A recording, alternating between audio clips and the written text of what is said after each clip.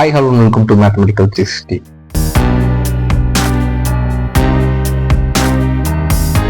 Indian நம்ம பார்க்குற subject வந்து பார்த்தீங்கன்னா 10ஆம் வகுப்பு 10th ஸ்டாண்டர்ட் கணக்கு இந்த சப்ஜெக்டை பார்க்க போகிறோம். இன்னைக்கு நம்ம ஒரு நியூ சாப்டர் பார்க்க போகிறோம்.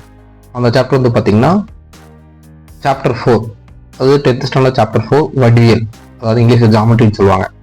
இந்த சாப்டர் தான் நம்ம இந்த வீடியோலேருந்து நம்ம கண்டினியூஸாக பார்க்க போகிறோம். இன்னைக்கு நம்ம பார்க்க போகிற டாபிக் வந்து பார்த்தீங்கன்னா இன்ட்ரோடக்ஷன், இந்த ஜாமெட்ரி அதாவது வடிவியலோட இன்ட்ரோடக்ஷன் என்னன்னு சொல்லிட்டு, நெக்ஸ்ட் டாபிக் வடிவத்தவைன்னு என்னன்னு சொல்லிட்டு, அதாவது சிமிலாரிட்டி. ஸோ இந்த ரெண்டு டாபிக் தான் இந்த வீடியோ நம்ம பார்க்க போகிறோம்.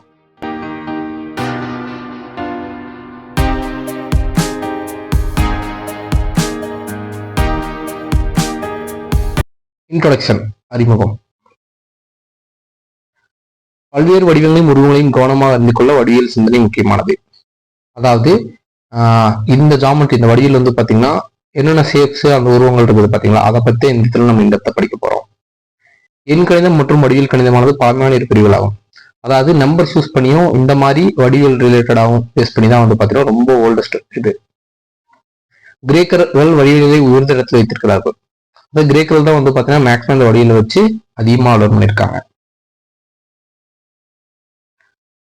வட்டத்தின் வடிவத்தன்மையை பயன்படுத்தி எரோடோதெமிஸ் பூமியின் சுற்றலும் பூமியில் இருந்த நிலவு மற்றும் சூரியக்கும் இடையிலுள்ள தொலைவையும் மிக துல்லியமாக கண்டறிந்தார்.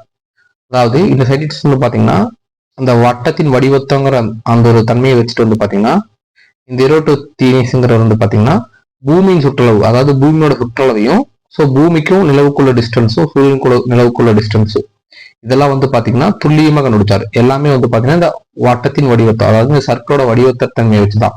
ஸோ வடிவத்தை வந்துட்டு நெக்ஸ்ட் லைன் பார்க்கும்போது வடிவத்தை நான் சொல்லி புரியும்.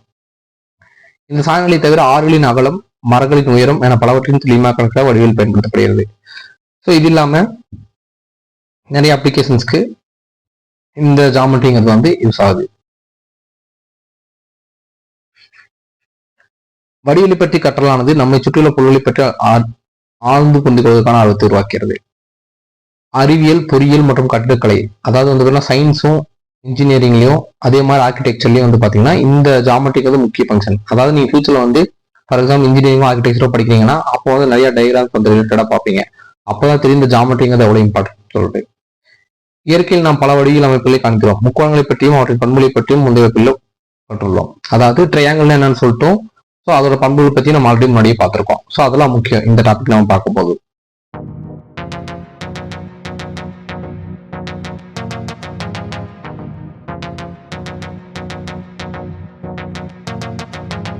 வடிவத்தவை, சிமிலாரிட்டி அப்படின்னு சொல்லி பார்க்கலாம். ஒரு உருவத்தின் ஒவ்வொரு அளவும் மற்றொரு உருவத்தின் அளவுக்கு விகிதச்சமமாக இருந்தால், ஸோ இந்த வேர்டை கரெக்டாக நோட் பண்ணீங்க, விகிதச்சமமாக இருந்தால், அதாவது ஒரு உருவத்தின் ஒவ்வொரு அளவும் மற்றொரு உருவத்தின் அளவுக்கு, அதாவது ஒருவோட அளவு இன்னொரு உருவத்தோட அளவுக்கு விகிதச்சமமாக, அதாவது விகிதச்சமமாக இருந்தால் அந்த இரு உருவங்களும் வடிவத்தவை ஆகும். ஸோ வடிவத்தைக்கு இதுதான் எக்ஸ்பிளனேஷன். ஃபார் எக்ஸாம்பிள், ரெண்டு மொபைல் ஃபோன் இருக்கு, அதாவது இது ஸ்மால் சைஸ்ல இருக்கு, இது பிக் சைஸ்ல இருக்கு. ஆனா இது ரெண்டுமே டைமென்ஷன் ரிலேட்டட் வந்து பாத்தீங்கன்னா சேமா தான் இருக்கும். ஆனா வந்து ரேஷியோட ஜாஸ்தியா இருக்கு, அதாவது விகிதச்சமம்னு சொல்றாங்க பாத்தீங்கன்னா, இந்த விகிதத்துல வந்து இது இன்க்ரீஸ் ஆயிருக்கு.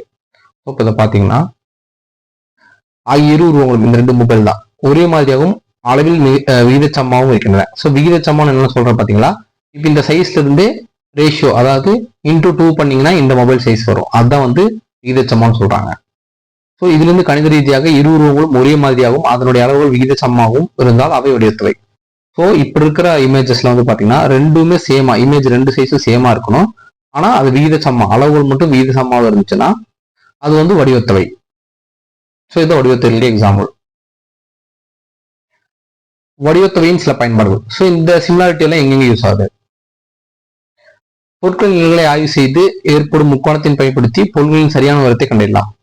ஸோ இதை வச்சு பார்த்தீங்கன்னா அந்த ஷேடோவெல்லாம் வச்சு அந்த பொருளோட ஹைட்டை எல்லாம் ஈஸியாக மெஷர் பண்ண முடியும் இந்த வடிவத்தை வச்சு. வான்வெளியிலிருந்து தரையில் உள்ள ஒரு இடத்தை புகைப்படம் எடுக்கும்போது புகைப்பட கருவிக்கும் அந்த இடத்திற்கும் உள்ள தொலைவை தீர்மானிக்க பயன்படுகிறது. ஸோ இப்போ வந்து ஸ்பேஸ்ல இருந்து நிறைய போட்டோஸ்ல இருக்காங்க பார்த்தீங்களா, ஸோ அந்த இன்ஸ்ட்ருமெண்ட்டுக்கும் நம்ம இதுக்கும் எடுத்த போட்டோஸ்க்கும் எவ்வளோ டிஸ்டன்ஸ் இருக்குன்னு இதை வச்சு கண்டுபிடிக்கலாம். கட்டிடக்கலை துறைகளில் கட்டிட வடிவமைப்பில் உருவாக்க பயன்படுகிறது. அதாவது ஆர்கிடெக்சர் சொன்ன பார்த்தீங்கன்னா அதுலேயும் இது நிறைய டைமென்ஷன் கண்டுபிடிக்கிறதுக்கு யூஸ் ஆகுது. ஸோ இந்த பயன்பாடுகள்ல எப்படி யூஸ் ஆகுதுன்னு சொல்லிட்டு ஃபியூச்சர்ல வர நம்ம ஒரு வீடியோல வந்து ப்ராப்ளம் பார்ப்போம். அப்போ பார்க்கும்போது புரியும் எப்படி இதெல்லாம் ஒவ்வொன்றும் அது கூட லிங்க் பண்ணிக்கலாம்னு சொல்லிட்டு.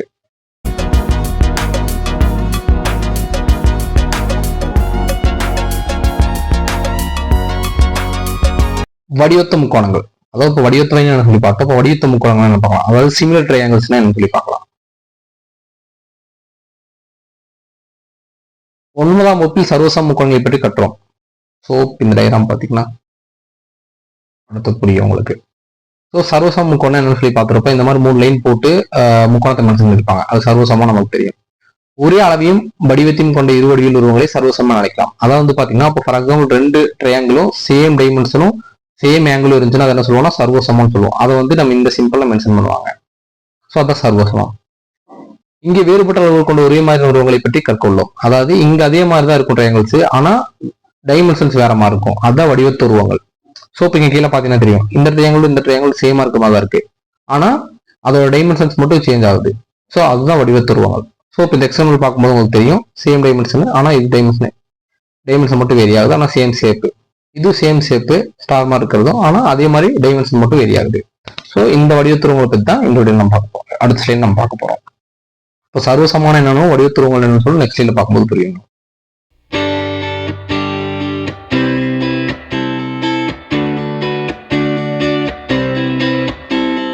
சர்வசம மற்றும் வடிவத்த முக்கோணங்கள், அதாவது நம்ம சர்வசம வடிவத்த முக்கோணங்கள் பார்க்கலாம். சர்வசமமானது, ஸோ இப்போ இந்த டயக்ராம் பார்த்தீங்கன்னா புரியும். அதாவது சர்வசம முக்கோணங்கள் அவங்களே கொடுத்துறாங்க. ஏபிசிங்கிற ஒரு முக்கோணம், அதே மாதிரி PQRங்கிற ஒரு முக்கோணம். ஓகேங்களா. சர்வசமமானது வடிவத்தொகை ஒரு பகுதியாகவும் இவ்விரண்டிலும் ஒரு முக்கோணத்தில் 3 கோணங்களும் மற்ற முக்கோணத்தில் 3 ஒத்த கோணங்களும் சமமாக இருக்கும். அதாவது என்ன சொல்றேன்னா சர்வசமத்துல வந்து பாத்தீங்கன்னா சர்வசமமும் வடிவத்தையும் ரெண்டும் சேம் கான்செப்ட் தான். அதாவது இது ரெண்டையும் பாத்தீங்கன்னா சேம் கான்செப்ட் மாதிரி தான் இருக்கும். ஆனா இதுல என்ன வேரியேஷன் ஆகும்னா இவ்விரண்டில் ஒரு முக்கோணத்தில் 3 கோணங்களும் மற்ற முக்கோணத்தில் 3 கோணங்களும் சமமா இருக்கும். அதாவது பாத்தீங்கன்னா இது 1 2 3 3 ஆங்கிள் இருக்கா, 1 2 3 3 ஆங்கிள் இருக்கா. சர்வசம முக்கோணங்களையும் இந்த 3 ஆங்கிளும் சேமா தான் இருக்கும். அதே மாதிரி வடிவத்த முக்கோணங்களையும் 1 2 3 இருக்கு பதிலா இதோட 3 ஆங்கிளும் சேமா தான் இருக்கும். ஆனால் சர்வசம முக்கோணங்களில் ஒத்த பக்கங்கள் சமமா இருக்கும். அதாவது சர்வசம முக்கோணம்னா இதுதான் சர்வசம முக்கோணம். இந்த டைமென்ஷனும் சேமா தான் இருக்கும், இந்த டைமென்ஷனும் சேமா தான் இருக்கும், பிசியும் கியூஆரும் சேமா தான் இருக்கும். ஆனா வடிவத்த முக்கோணங்கள் ஒத்த பக்கங்கள் விகித சமமா இருக்கும். ஸோ விகித சமம்னா சேம் ஷேப் இருக்கு, ஆனா இதுக்கும் விகித சமமா இருக்கும். அதாவது நம்ம இந்த சிம்பிள் அப்ராக்சிமேட்டுங்கிற சிம்பிளை மென்ஷன் பண்ணுவாங்க, விகித சமமா இருக்குன்னு சொல்லலாம். ஸோ இந்த மாதிரி விகித சமமா இருந்துச்சுன்னா அது வடிவத்த முக்கோணங்கள். ஸோ சர்வசம முக்கோணங்களுக்கும் வடிவத்த முக்கோணங்களுக்கும் இந்த டிஃபரன்ஸ்.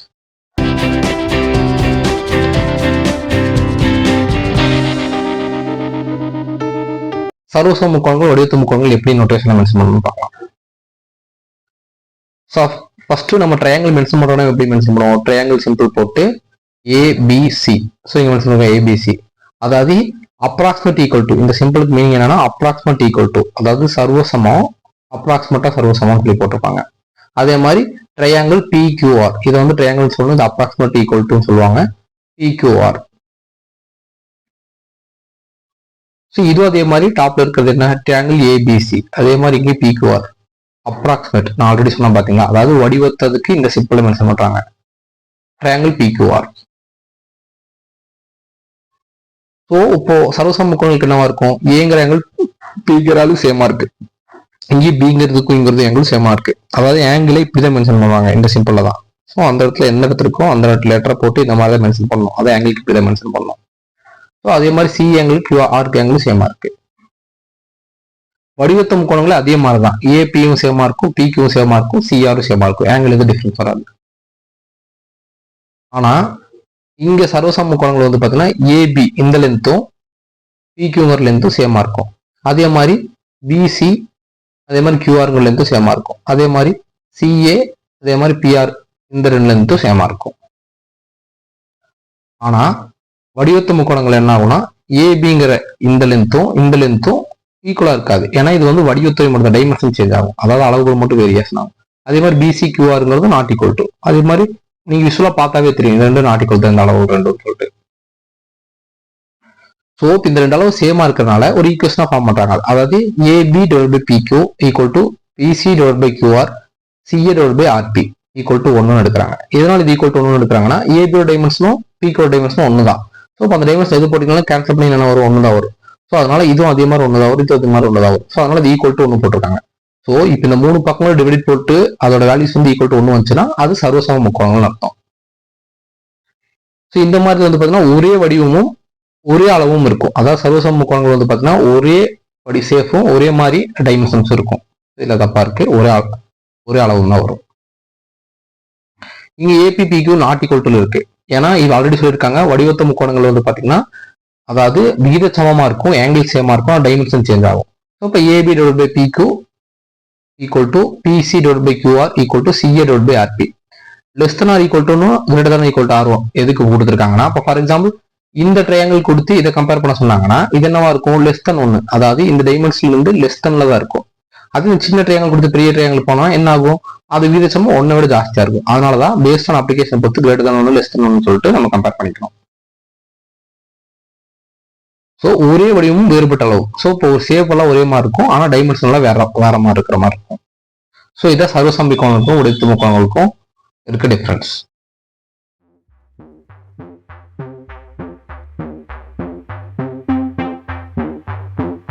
நெக்ஸ்ட் வீடியோல வந்து பாத்தீங்கன்னா வடிவத்த முக்கோணங்களின் சில விதிமுறைகள் இருக்கு. அதை வந்து இந்த நெக்ஸ்ட் வீடியோல பார்க்கலாம். தேங்க்ஸ் ஃபார் வாட்சிங்.